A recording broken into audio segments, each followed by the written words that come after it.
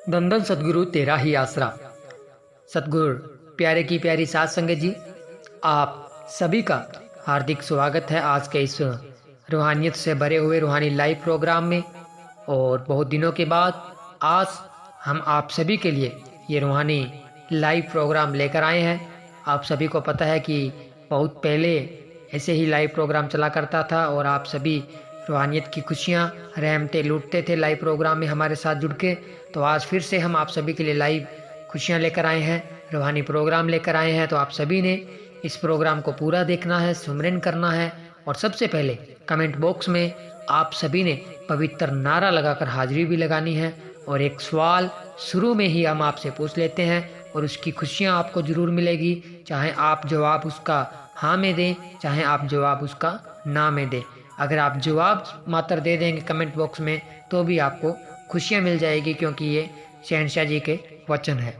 तो साथ संगत जी, आज का ये जो सवाल है वो आपसे हम पूछना चाहेंगे। शहनशाह जी के वचनों के अनुसार ये हम सवाल आपसे पूछ रहे हैं कि क्या आज आपने सुमिरन किया और आपका सतगुरु मौला के साथ प्यार कितना है।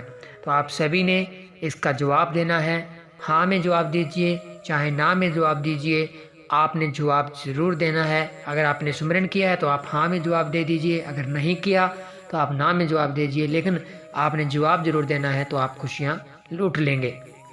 तो साथ संगत जी, आज के इस प्रोग्राम में शुरुआत करते हैं एक रूहानी चमत्कार के साथ। पहले हम आपको एक रूहानी चमत्कार सुनाते हैं। बहुत ही ज़बरदस्त रूहानी चमत्कार है, जिसमें कि एक मरे हुए बच्चे को दोबारा शहनशाह जी ने, सतगुरु जी ने, एम.एच. दाता जी ने जीवन दान दे दिया। बहुत ही ज़बरदस्त है। अगर आप इस चमत्कार को ध्यानपूर्वक सुनेंगे तो आपका विश्वास बहुत ज़्यादा बुलंदियों पे बढ़ेगा और आप सिमरन जरूर करेंगे। और हम आपसे ये एक प्रार्थना करते हैं, हाथ जोड़कर निवेदन करते हैं आपको एक, कि आप सभी ने डेरा सच्चा सौदा के ऑफिशियल पेजों को जरूर फॉलो कर लेना है, ताकि आपको कोई गुमराह न कर सके। सभी प्रकार के जो पेज है उनको फॉलो करना है, उनके माध्यम से शहनशाह जी के वचन आते हैं उनको सुनना है, वीडियो को लाइक करना है, शेयर करना है। आप घर बैठे अपनी सेवा कमा सकते हैं ऐसा करने से, क्योंकि आप दिन भर में वैसे भी फ़ोन ज़रूर चलाते होंगे। आप कोई ना कोई, जैसे किसी को रूहानियत अच्छी लगती है तो रूहानियत से जुड़ी हुई रूहानी वचन सुनते हैं, किसी को दुनियादारी के थोड़े बहुत आपको पता है कि कुछ भी अगर कोई अच्छा लगता है दुनियादारी का प्रोग्राम तो वो देखता होगा। इसलिए आप जब भी फ़ोन चलाते हैं, जब भी आपको फुर्सत मिलती है, आप फ़ोन के अंदर अपना समय व्यतीत करते हैं, उस समय आप 5-10 मिनट निकाल के डेरा सच्चा सौदा के ऑफिशियल पेजों के ऊपर जो भी कोई नई अपडेट आई होती है उसको आप सुन लिया करें, देख लिया करें। एक तो आपको जानकारी मिल जाएगी, दूसरी आपकी सेवा भी बन जाएगी, और फिर आप उसको लाइक शेयर करके आप सेवा कमा सकते हैं और घर बैठे खुशियाँ लूट सकते हैं। क्योंकि आपको पता है पूज्य गुरु जी के वचन है कि सेवा का फल नगदो नगद मिलता है। तो साथ संगत जी, ज़्यादा देर न लगाते हुए रूहानी चमत्कार पहले आपको सुनाते हैं और आप सभी ने कमेंट बॉक्स में नारा लगाते रहना है, साथ साथ में सुमिरन करते रहना है। जी, दंदन सतगुरु तेरा ही आसरा, दंदन सतगुरु तेरा ही आसरा। तो प्रेमी नानक चंद कल्याण नगर सरसा से सतगुरु परम पिताजी का एक प्रत्यक्ष करिश्मा इस प्रकार वर्णन करता है। सन 1965 की घटना है। एक बार पूज्य सच्चे पातशाह जी ने जिला सरसा के सहारणी गांव में सत्संग किया। उन दिनों दयालु शहनशाह जी एक ही गांव में 3-3 सत्संग किया करते थे। पहले दिन शनिवार रात को करीब 11 बजे सत्संग की समाप्ति हुई। परम पिताजी साध संगत को आज्ञा देकर स्वयं अपने उतारे वाले घर चले गए और जो बाहर से संगत आई हुई थी वहीं सत्संग पंडाल में आराम करने लगी। थोड़े समय बाद ही अचानक किसी के रोने की आवाज़ आने लगी। उस आवाज़ में इतनी करुणा व इतना दर्द था कि सुनने वाला कोई भी प्राणी उनके दर्द को महसूस किए बिना न रह सका। सभी बेचैन थे तथा असलियत जानने के लिए उस स्थान की ओर पहुंच रहे थे। वह हृदय विचारक चीखों की आवाज़ रात्रि के सन्नाटे में सभी मनुष्य हृदयों को झंझोड़ रही थी। उसी समय मैं भी वहां मौजूद था। वास्तव में बात यह थी कि पति पत्नी अपने 9-10 वर्ष के पुत्र समेत वहां सत्संग में आए हुए थे। सतगुरु का ऐसा भाना हुआ कि उनका वही लड़का अचानक ही चोला छोड़ गया। वे तीनों उस समय उसी पंडाल में आराम कर रहे थे, इसलिए वे दोनों अपने पुत्र के वियोग में बुरी तरह विलाप कर रहे थे। उनकी पत्नी पति के करुणा रुदन की आवाज़ रात के सन्नाटे को चीरती हुई दयालु तातार जी के उतारे से भी जा टकराई। हालांकि सत्संग पंडाल से उतारे वाला स्थान काफ़ी दूर गांव में था, परंतु कुल मालिक तो घट घट तथा पट की सब जानता है। दयालु परम पिताजी ने तुरंत सत ब्रह्मचारी सेवादार लक्ष्मण दास को घटनास्थल पर भेजकर उसी समय उस पीड़ित परिवार को उतारे वाले घर में बुलवा लिया। उस समय रात्रि के करीब 12:30 बजे थे।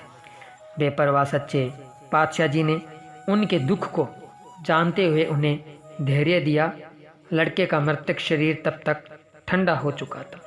पुत्र वियोग में रोने के सिवाय वे कुछ भी नहीं कर सकते थे। दो जहानों के मालिक से भी उनका दुख देखा नहीं गया। सतगुरु जी ने उन पर अपनी अपार रहमत की वर्षा कर दी। शहनशाह जी ने उन्हें अपना स्नेह देते हुए फरमाया, भाई तुम बच्चे को किसी डॉक्टर के पास दिखाकर कोई टीका आदि लगवा लो। इस पर उन दोनों ने हाथ जोड़कर प्रार्थना की, सच्चे पातशाह जी अब आपसे बड़ा इसके लिए और कोई भी डॉक्टर नहीं है। सर्व समाजदाता जी ने अपनी रहमत से रहमत तो उन पर कर ही दी थी, परंतु शहनशाह जी ने दोबारा फिर अपने उसी वचन पर जोर देते हुए उन्हें हुक्म फरमाया, भाई इसे टिक्का तो लगवा कर देखो। पूर्ण संत सतगुरु में बस यही गुण सबसे बड़ा होता है। हालांकि वे सब कुछ करावनहार होते हैं, सब कुछ कर भी देते हैं, परंतु वह बात अपने ऊपर नहीं लेते, किसी और को माध्यम बनाकर अपना काम करवा लेते हैं। भला मरा हुआ जीव जिसका शरीर भी पूर्ण ठंडा हो चुका हो, उसे कोई डॉक्टर टीका लगाएगा? कैसे उसके अंदर दवाई प्रवेश करेगी और कैसे वह जीवित होगा?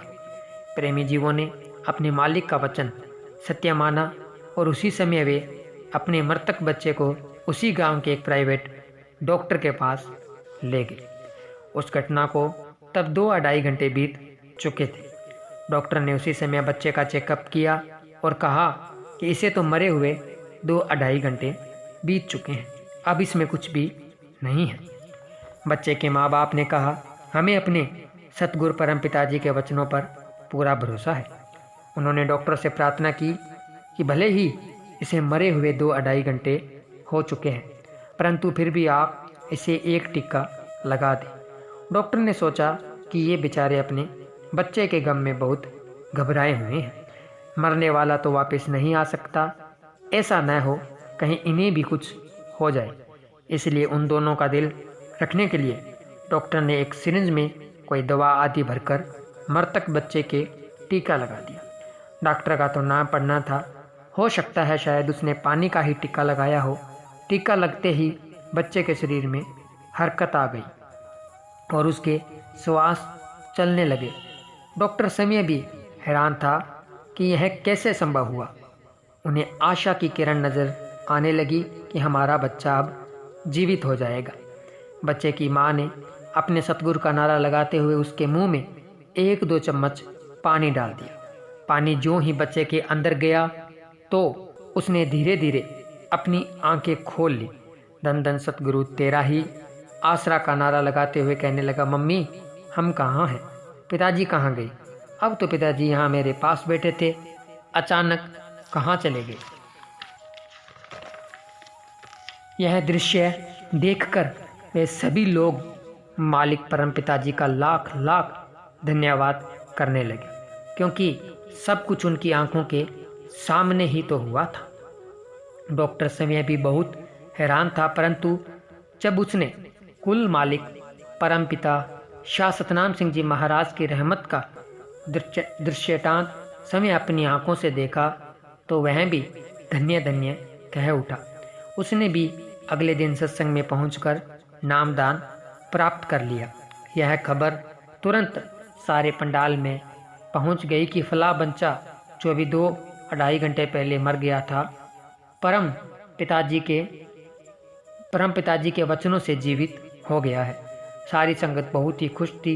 सभी ने अपने मालिक के नारे लगाते हुए मालिक का धन्यवाद किया। अगले दिन रविवार को दिन के सत्संग में जब 2 जहानों के मालिक स्टेज पर आकर विराजमान हुए तो बच्चे का बाप अपने बच्चे को लेकर स्टेज के पास आ गया।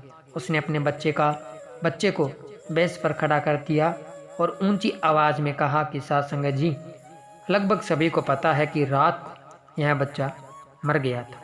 हमारा दुख किसी से भी देखा नहीं जा सका, परंतु परम पिताजी ने स्वयं हम दुखी जीवों को अपने पास बुलाकर धैर्य दिया और अपनी रहमत के द्वारा इस बच्चे को नया जीवन बख्श दिया है। यह सब कुछ आप सबके सामने हुआ है। टीका लगवाने का तो केवल बहाना मात्र था। आप भी जानते हैं कि इतनी देर से मरे हुए किसी जीव प्राणी को टीका कैसे लग सकता है। अपने आप को छुपाने के लिए शहंशाह जी ने डॉक्टर व टीके का नाम लिया है। दया के भंडार सर्व सामर्थ्य परम पिताजी ने फरमाया, भाई हमने तो कुछ भी नहीं किया।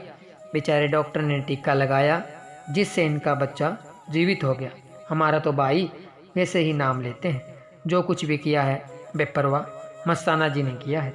बेपरवाह जी ने इन दुखी प्रेमियों की पुकार को सुनकर अपनी रहमत द्वारा बच्चे को दोबारा जीवन दान बख्श दिया है।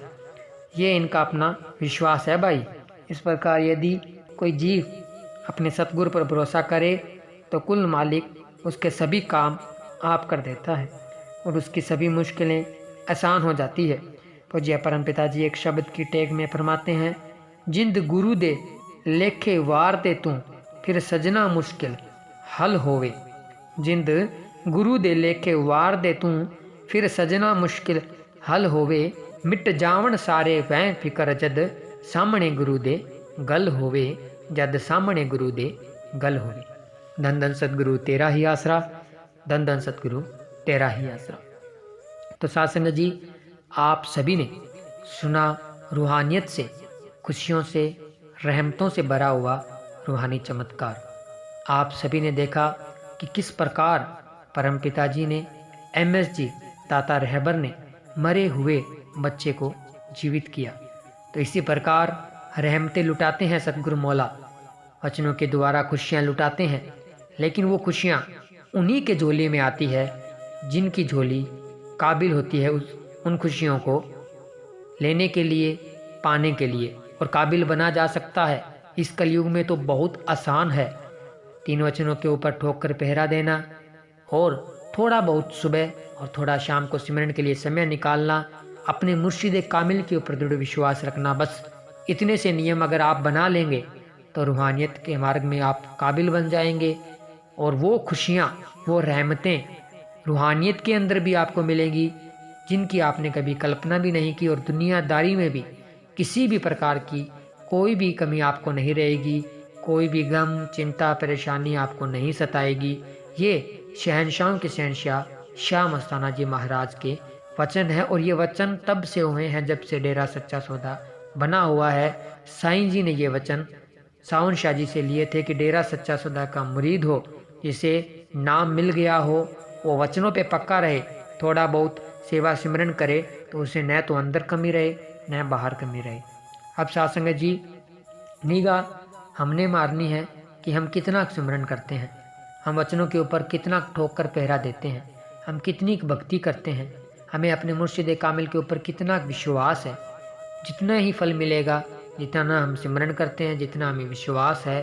अगर कोई गम, चिंता, परेशानी ने हमें घेर रखा है तो सतगुरु जी के वचन हम नहीं मान रहे हैं, हमारे अंदर कोई ना कोई कमी होगी, हम वचनों की काट कर रहे हैं, इसलिए वो गम, चिंता, परेशानियों ने हमें घेर कर रखा है।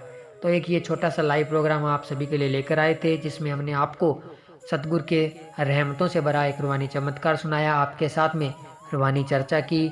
और आप सभी ने हमारे साथ मिलकर ये जो 15 मिनट का समय जो रूहानियत में आपने बिताया है, सिमरन जो आपने साथ साथ किया है, इसकी बेहद खुशियाँ आपको मिलेगी।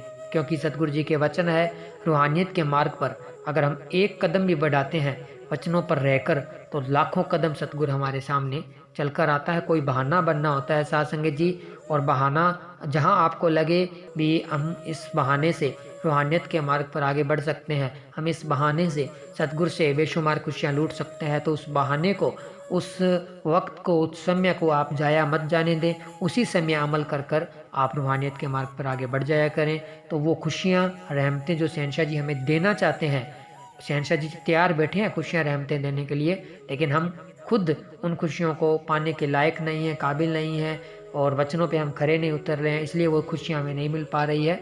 लेकिन शहनशाह जी हमें देने के लिए तैयार बैठे हैं। तो साध संगत जी, आप सभी ने मुर्शिद कामिल के ऊपर विश्वास रखते हुए इसी तरह रूहानियत के मार्ग पर आगे बढ़ते रहना है। और आज का ये लाइव प्रोग्राम जिन भी बहन भाइयों ने पूरा देखा है, कमेंट बॉक्स में नारा ज़रूर लगाएं और हम आप सबका तहे दिल से धन्यवाद करते हैं। और आप सभी ने वीडियो को लाइक और शेयर ज़रूर करना है। तो मिलेंगे एक और नए ऐसे ही रूहानी प्रोग्राम में, एक रूहानी वीडियो में। तब तक के लिए धन्यवाद। धन धन सतगुरु तेरा ही आसरा, धन धन सतगुरु तेरा ही आसरा।